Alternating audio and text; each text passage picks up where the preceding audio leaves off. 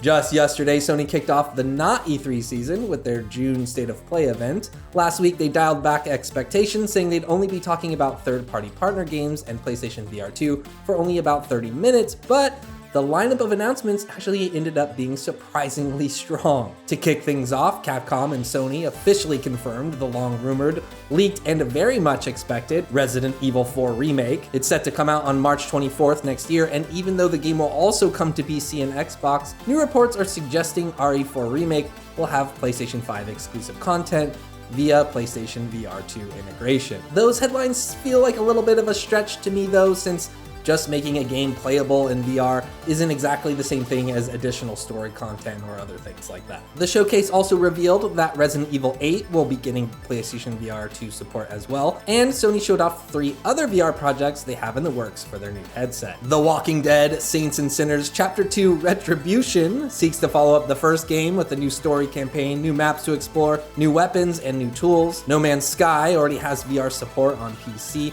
but it looks like it will be getting PlayStation VR 2 support probably around the time that PSVR 2 launches. Horizon VR Call of the Mountain also got a new trailer showing off combat for the first time and revealing a bit more about the game's story. No release date for that, but it's pretty likely PlayStation VR 2 will release sometime this year. That Walking Dead game I think is slated to come out in 2023, and with the ramp up in marketing for VR games by Sony, I think it's kind of safe to assume that we'll be seeing PlayStation VR 2 on shelves, sometime this year, but certainly within 12 months at the latest. In the meantime, Guerrilla announced a huge update for Horizon Forbidden West, which includes an enhanced performance mode, the ability to redistribute skill points, a new ultra hard mode, new weapons, new trophies, and New Game Plus. Earlier this week, a lot of people got tricked into thinking that Sony-owned studio Nixxes was working on a PC port of Bloodborne, but during the State of Play, we learned that Nixxes is actually working on a PC port for Marvel's Spider-Man Remastered. That will come out this August on the 12th, and a PC port for Miles Morales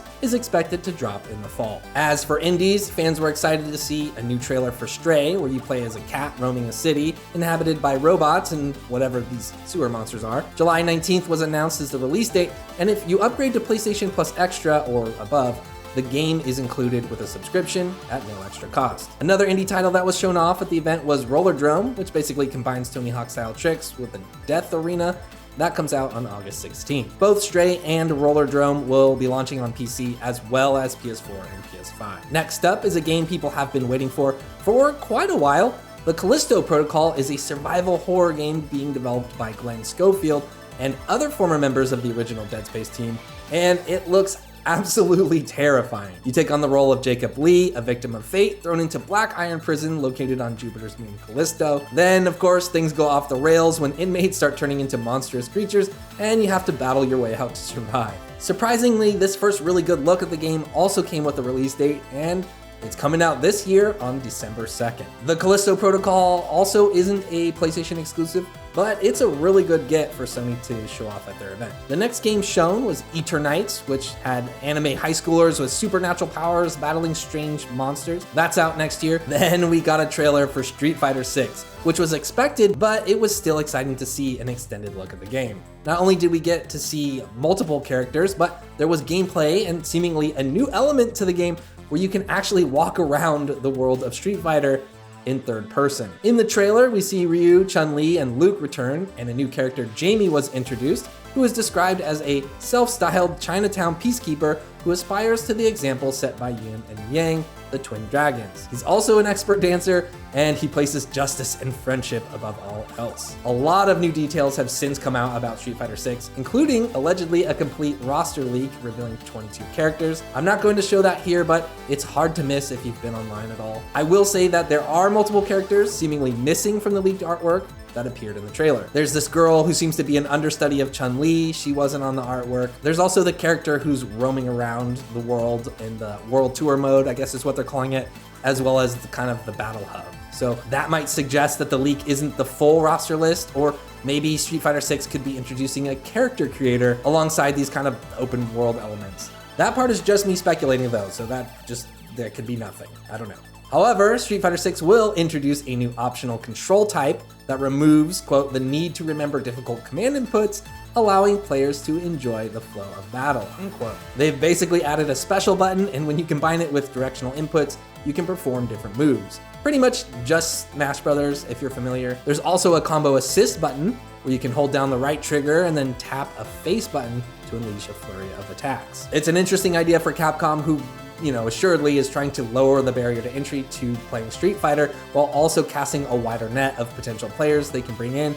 And why not try to grab, that large committed community of Smash Brothers players who are already out there attending a lot of the same competitive events, as Street Fighter players at the same time.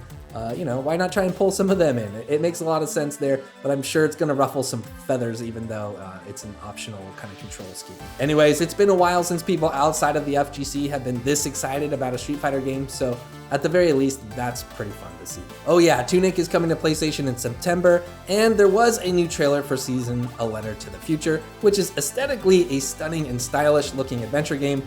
But I want to note that this is one of those indie games where its whimsical and feel-good nature seems like it might be completely at odds with its development environment. In 2021, Rebecca Valentine wrote a piece about the developer Scavengers when she was still back at gamesindustry.biz. In that report, Valentine spoke with 9 current and former employees who described a pretty toxic work environment fostered by the studio's co-founders, creative director Simon Darvo, and his romantic partner at the time of the studio's founding, CEO Amélie Lamarche. If you're interested in that game, you should definitely go read that piece. It's always a bummer when games like this are made under problematic leadership. One employee kind of encapsulated that feeling perfectly, saying, "If half of what I know of Season is true, then the game is going to be great, and I do not want to remove that from all of my friends who are working on it. But I also do not feel comfortable with Scavengers being praised as a fun, cool, indie, inclusive place." That's kind of the gist of it right there. I'm not saying to not go out and get that game or enjoy that game. Obviously, a lot of people worked hard on it, but also I think it's important to understand the context of which, games are made under. All right, enough of that. Moving on. Closing out PlayStation's June State of Play for 2022 was Square Enix producer Naoki Yoshida, who showed up with a new trailer and an update for Final Fantasy XVI. I personally wasn't expecting to see this game until later this summer, so it was a super nice surprise and a super rad trailer.